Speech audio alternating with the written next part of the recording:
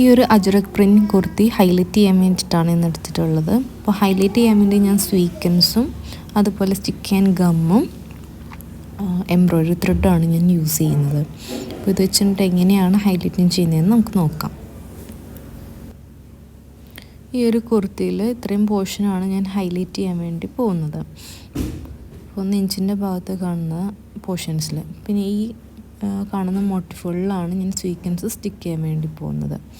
അപ്പോൾ ആദ്യം തന്നെ നമുക്ക് സ്വീക്കൻസ് ഗം കൊണ്ട് ഒന്ന് വെറുതെ ജസ്റ്റ് ഒന്ന് സ്റ്റിക്ക് ചെയ്യാം, അതായത് ഒന്ന് പിടിച്ചിരിക്കാൻ വേണ്ടി മാത്രം. ഇതുപോലെ വേഗം ജസ്റ്റ് ഒന്ന് സ്റ്റിക്ക് ചെയ്ത് നമുക്ക് എടുക്കാം. എന്നിട്ടൊന്ന് ഒരു 10-15 മിനിറ്റ് ഒന്ന് ആ ഗമ്മൊന്ന് ഉണങ്ങാൻ വേണ്ടിയിട്ട് നമുക്ക് വെയിറ്റ് ചെയ്ത് വെക്കാം.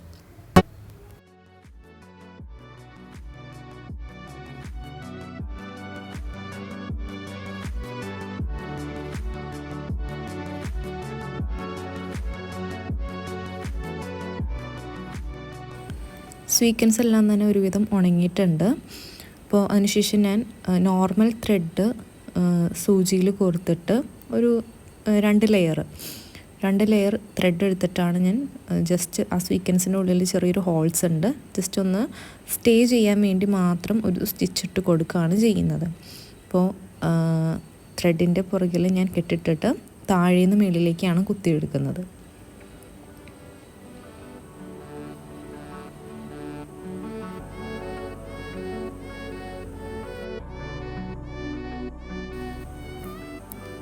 ഇതുപോലെ എല്ലാ സ്വീക്കൻസിൻ്റെയും ഹോളിൽ കൂടി ജസ്റ്റ് ഒന്ന് സ്റ്റിച്ച് ചെയ്തെടുക്കും. ഒന്നും കൂടി സ്ട്രോങ് ആയിട്ട് അവിടെ ഇരിക്കാൻ വേണ്ടിയിട്ടാണ് നമ്മൾ ത്രെഡ് കൊണ്ട് ഒന്നും കൂടി സ്റ്റിച്ച് ചെയ്ത് കൊടുക്കുന്നത്.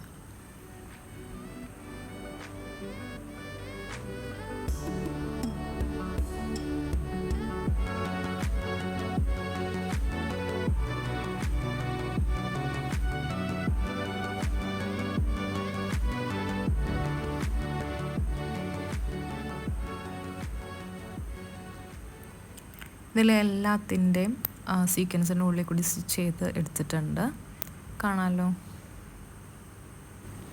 നെക്സ്റ്റ് നമ്മൾ ഫിനിഷിങ് പ്രോസസ്സിലേക്കാണ് കടക്കുന്നത്.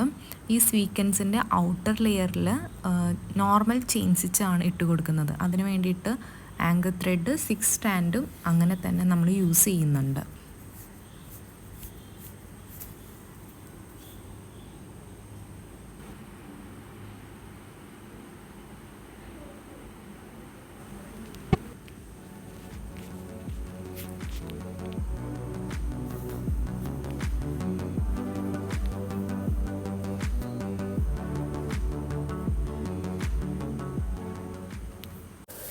ഇതുപോലെ എല്ലാ സ്വീക്കൻസിൻ്റെ ഔട്ടർ ലെയറിലും ചെയിൻ സ്റ്റിച്ച് ഇട്ടാണ് ഫിനിഷ് ചെയ്തെടുക്കുന്നത്. അപ്പോൾ ഫൈനലായിട്ട് ഗാർമെൻറ്റിൻ്റെ ഔട്ട്പുട്ട് എങ്ങനെയുണ്ടെന്ന് ഞാൻ ലാസ്റ്റ് വീഡിയോയിൽ ഇൻക്ലൂഡ് ചെയ്യാം. അപ്പോൾ കണ്ടിട്ട് ഇഷ്ടപ്പെട്ടെങ്കിൽ നിങ്ങൾ ലൈക്ക് ചെയ്യുക, കമൻറ്റ് ചെയ്യുക, ഷെയർ ചെയ്യുക. നിങ്ങൾ ചാനൽ സബ്സ്ക്രൈബ് ചെയ്തിട്ടില്ലെങ്കിൽ സബ്സ്ക്രൈബ് ചെയ്യുക. താങ്ക്